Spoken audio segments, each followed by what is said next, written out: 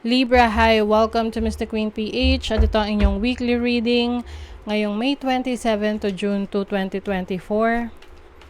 So let's see your energies, what's coming to you this week. What is your overall energy? You have the Knave of Cups, very creative, ambitious.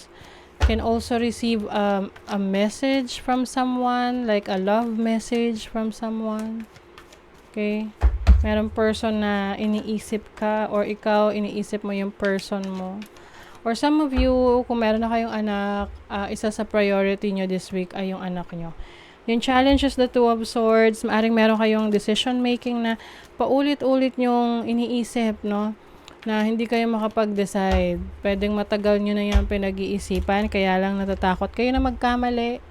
Kaya, dinidelay nyo ng dinidelay ang pagde-decide. Let's see your opportunity. You have the Justice card. Uy, so as an opportunity, you will finally make a decision. Ito yung decision making na pinag-isipan mo talaga. You are weighing pros and cons. Pwede nga sinusulat mo pa dyan eh. Sinusulat mo pa kung ano yung makakabuti, ano yung hindi, no, for that decision. Let's see in what area of life tong meron kang major decision. Sa career, 10th house, trabaho, career. Let's see. Pwede yung iba siguro gustong umalis na sa trabaho or maaring may gustong subukan na negosyo. Your blessing is the Hermit. So, this is about solitude. Maaring blessing sa'yo ngayong week na to, yung pagkakaroon ng peace of mind, na tipong walang mga nakikigulo sa iniisip mo, sa mga decision mo. Kaya yung iba hindi nakakapag-decide kasi may mga pagkakataon na humihingi tayo ng advice, no, sa iba. Ano yung masasabi mo? Ano sa tingin mo? Pero pag nag-advise naman yun, hindi mo naman iti-take kasi hindi yan sang-ayon rin sa gusto mo. So, ito yung time na mas bigyan mo ng oras yung sarili mo lang, no? Yung pag-iisip mo lang na ito yung gusto kong gawin, ito yung pwedeng mangyari pag ginawa ko to, ito yung mga bagay na pwedeng hindi mangyari pag ginawa ko to. Alam mo yun, so reassessing your situation. And you will find comfort sa mga panahon na mag-isa ka lang. Let's see, what is the Knave of Cups? The King of Wands. So this is passion. I think you are passionate about your career, your business, or can also mean sa relationship, no? Mas gusto mo ngayon na express ang sarili mo through actions, no? Yung tipong hindi lang sa sinasabi, but also makikita mo rin sa iyong actions. Halimbawa, sasabihin mo, mahal mo isang tao, hindi mo na sasabihin na, uy, mahal kita. Ano lang, you will show your love language. What is the Two of Swords? The King of Cups. I think yung decision making na gagawin mo has something to do with your emotions din, no? Kumbaga, pantay siya, no? You're going to be logical, practical, and at the same time, may kasama siyang touch of emotions and your instinct. Na mas pipiliin mo pa rin kung saan ka mas magiging masaya, alin yung mas mahal mo, mas gusto mo. O kahit ano yan, pwedeng relationship or career. But for some of you, it's about career. What is Justice card? Six of Cups. Maaring may opportunity ka na balikan yung parang na isang tabi mo na opportunity before. Pwedeng babalik ulit yung pagkakataon na yan. For example, no? Example lang naman. Gusto mong sumali sa beauty pageant. Tapos, nung time na may audition na, nagkataon na wala kang pera o kaya nagkasakit ka o basta hindi ka available that time.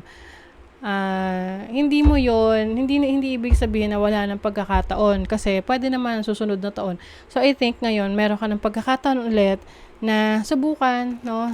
I-try, i-explore yung na-miss out mo na opportunity before. Okay? Let's see, what is the Hermit? The Nine of Coins. This is financial stability, financial independence. So, I think as a blessing, no, mas magiging productive ka, mas magiging effective ka sa career mo, sa trabaho, sa business mo, sa pagmamanage ng investments mo kung hindi ka napapakailaman ng iba. Kung hindi ka nakikinig sa samot-saring opinyon ng iba, kasi mas na pag-aaralan mo kung ano talaga yung mas okay para sa'yo. Because you know yourself better, 'di ba? Let's see your money, career, finances, message, energies. You have the Two of Wands. So, yeah, decision making talaga to, which path to take. But for some of you, pwedeng pareho nyo susubukan. Lalo na kung may oras at panahon kayo dyan. You have the Empress. Wow. The Empress is about stability, abundance, no? Whatever this is na ipupurso mo, gagawin mo sa trabaho, sa career, sa business mo, meron tong abundance, no? Ito ay magiging successful, or you will see the growth, no? Yung growth ng iyong trabaho, business, or career. Maari ring gagastusin mo rin yung sarili mo sa pagpapaganda, mag-i-invest ka sa sarili mo rin, no? Yung the way you present yourself, especially if you are yung career mo, business ay out in the open or nasa public life, public service, being seen by a lot of people.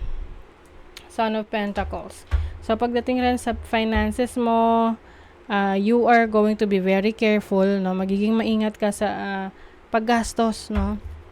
Mas gugustuhin mo ngayon na makapag-save ng pera. And kung meron kang business ngayon, maganda yung magiging takbo ng negosyo mo, no? Very stable. So, pagdating naman sa love life, merong bago. Ace of Cups, the Star, pwedeng Aquarius ang ka-deal ninyo. Yeah, this is stability in your relationship. Yung parang seryoso na talaga kayo. You want na merong kahinatnan ang inyong relasyon. Maaring yung iba sa inyo, na merong bagong chapter ng buhay nyo na nagsisimula, pwedeng kayo ay magpapakasal, or may plano na to get married, or engage na kayo, or pinag-iisipan nyo na, or pinag-uusapan nyo na yung future nyo together ng person mo. If you are single naman, maaring merong kang katrabaho na merong interest sa'yo romantically, at may potential to na maging successful in the future. Yes, it's your time to shine. Mas i-cater mo ang talents mo, no? I-showcase mo yung talents and skills mo, and you will see kung ano pa yung pwedeng maibigay niyan para sa'yo, ma-improve para sa sarili mo, dahil you are open to share your talents, your knowledge, your skills sa iba. And minsan kasi we tend to compare our life, our achievements sa ibang tao, no? But I think sa ngayon, you will realize na we are unique in our own way, at mas magpo-focus ka sa sarili mong journey. Medyo mag-ingat. Pagdating sa kalusugan, no? If there is an unhealthy habits sa health mo, kalusugan mo, na kailangan mo nang ayusin, i-workout, ayusin mo na para hindi na maging problema sa mga susunod na araw, no? Kung kailangan mo magpa-check up mo na. At maaaring yung iba sa inyo, meron kayong mga decision na mamadaliin. So just make sure na pinag-isipan yung maigi.